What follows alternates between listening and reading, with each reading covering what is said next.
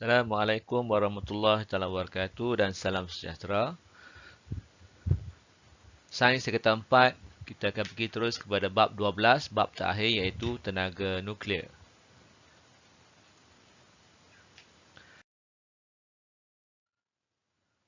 Okay, untuk bab 12 ini, cikgu akan fokuskan kepada standard kandungan 12.2 sahaja iaitu penghasilan tenaga nuklear.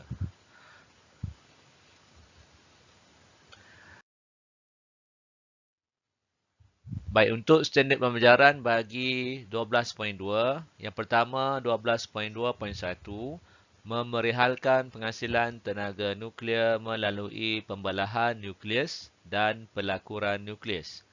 12.2.2 memerihalkan penjanaan tenaga elektrik daripada tenaga nuklear.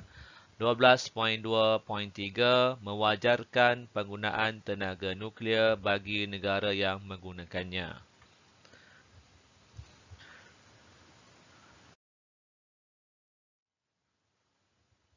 Okey, baik, seterusnya penghasilan tenaga nuklear.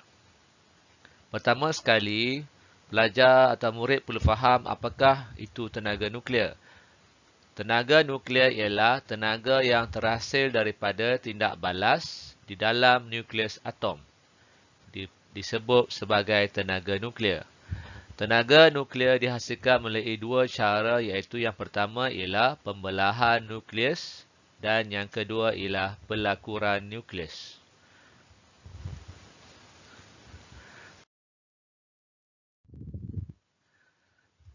Okay, cara yang pertama iaitu pembelahan nukleus. Pembelahan nukleus merupakan proses pemecahan satu nukleus radioaktif yang berat kepada dua atau lebih nukleus yang lebih ringan dan lebih stabil disertai dengan pembebasan tenaga. Okay, kalau kamu tengok di sini, okay, kata kunci ialah proses pemecahan daripada radioaktif yang berat kepada nukleus yang lebih ringan, lebih stabil dan disertai dengan pembebasan tenaga. Pembelahan nukleus berlaku apabila satu neutron membedil satu nukleus radioaktif seperti uranium-235. Okey, murid-murid kena tahu uranium-235 ialah satu contoh nukleus radioaktif yang berat. Bedilan neutron menyebabkan nukleus itu pecah kepada dua atau lebih nukleus yang lebih ringan. Semasa proses ini berlaku, maka ia akan membebaskan tenaga yang banyak yang kita panggil sebagai tenaga nuklear.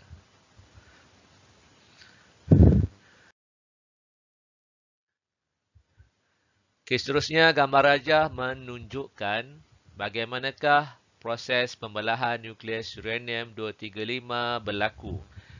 Okay, neutron diperlukan untuk membedil nukleus reaktif uranium-235 yang sangat berat.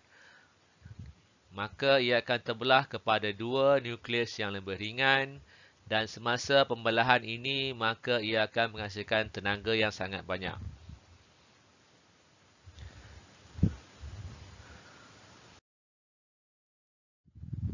Okey, proses yang kedua semasa penjanaan tenaga nuklear iaitu pelakuran nukleus. Pelakuran nukleus merupakan proses pencantuman atau penggabungan dua nukleus radioaktif yang ringan membentuk satu nukleus yang lebih berat dan disertai dengan pembebasan tenaga. Murid-murid perlu melihat kata kunci iaitu pencantuman atau penggabungan dua nukleus yang lebih ringan menjadi nukleus yang lebih berat disertai dengan pembebasan tenaga yang disebut sebagai tenaga nuklear. Sebagai contoh, dua nukleus kecil seperti deuterium dan tritium bercantum membentuk satu nukleus yang lebih besar dan berat. Proses ini berlaku pada suhu yang amat tinggi dan murid-murid perlu ketahui bahawa proses pelakuran ini membebaskan tenaga nuklear lebih banyak berbanding dengan pembelahan nukleus. Seterusnya, mari kita lihat diagram atau rajah pelakuran dua isotop hidrogen Yang pertama deuterium dengan tritium, maka berlaku pencantuman dan penggabungan membentuk satu nukleus yang lebih berat. Semasa penggabungan dan pencantuman ini, tenaga nuklear akan terhasil.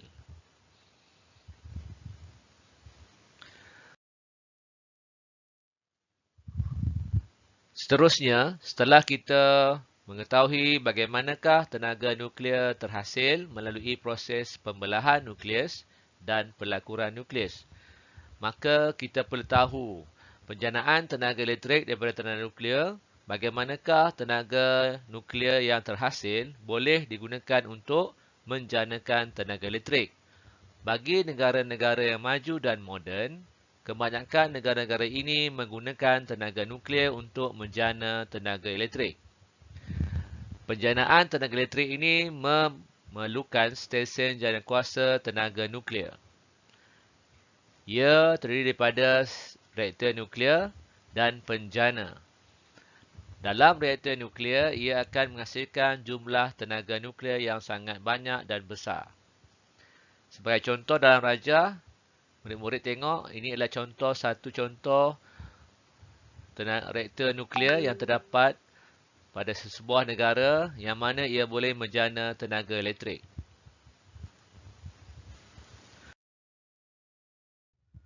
Mari kita lihat bagaimanakah proses penjanaan tenaga elektrik yang berlaku dalam stesen janakuasa tenaga nuklear.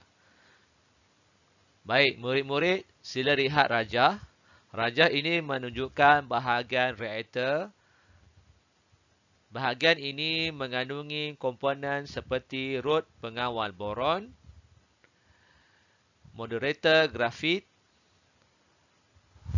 rod bahan api uranium, perisai konkrit, dan ejen penyejuk.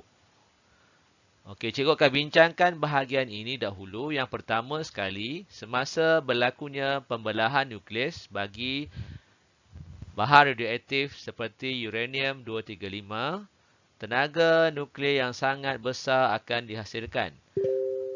Tenaga ini akan memanaskan gas dan menghasilkan gas yang sangat panas.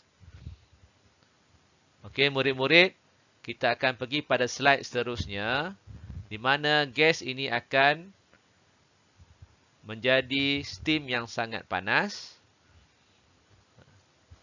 Okey, kalau kamu tengok aliran biru ni ialah air. Air yang sejuk ni akan masuk pada komponen ini yang akan di mana gas panas melaluinya, dan gas panas ini akan menukarkan air kepada steam, steam yang panas.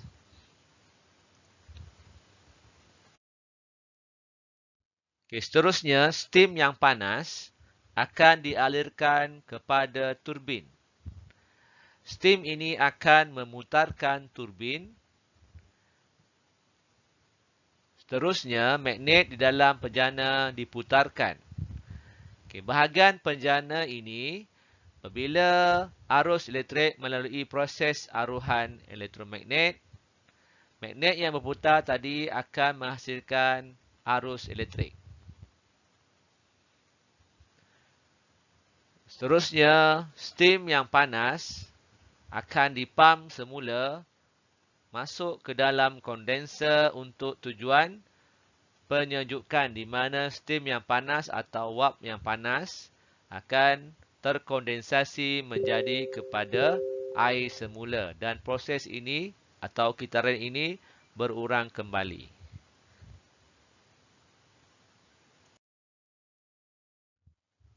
Seterusnya, kita akan bincangkan penggunaan tenaga nuklear bagi negara yang menggunakannya.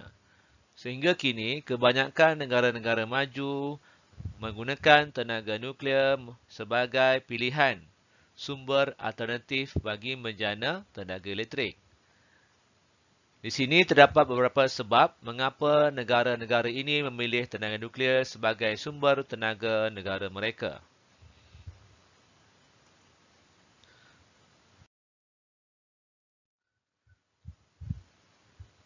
Yang pertama ialah kurang sumber tenaga lain.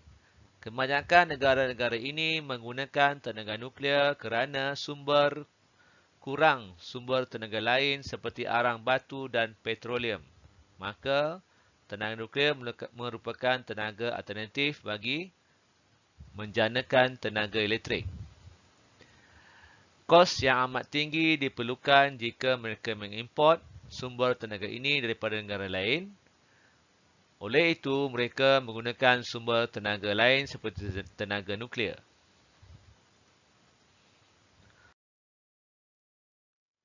Yang kedua, keluasan negara yang besar serta kepadatan penduduk yang tinggi.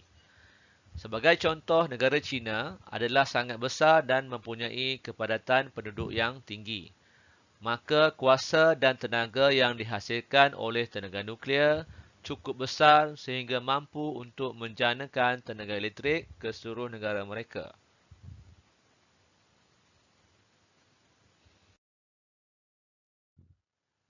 Seterusnya, poin yang ketiga ialah pendapatan negara sumber.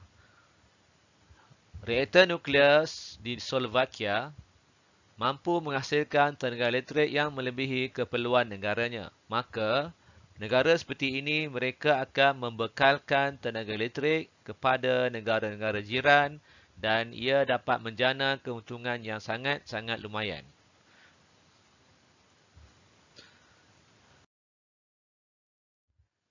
Yang keempat, teknologi yang canggih. Kebanyakan negara-negara maju dan besar, negara-negara ini mempunyai teknologi yang canggih dalam penjanaan tenaga nuklear. Kajian dan pembangunan sentiasa dilakukan oleh negara-negara yang menggunakan tenaga nuklear. Hasilnya, mereka telah memiliki teknologi yang lebih canggih serta mampu mengurangkan risiko-risiko yang berlaku kepada reaktor nuklear. Okay, kamu dapat lihat contohnya seperti pembinaan makmal nasional Argonne yang dimiliki oleh Amerika Syarikat.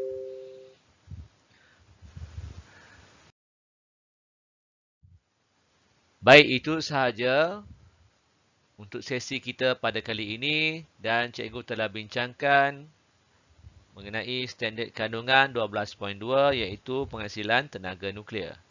Sekian, terima kasih.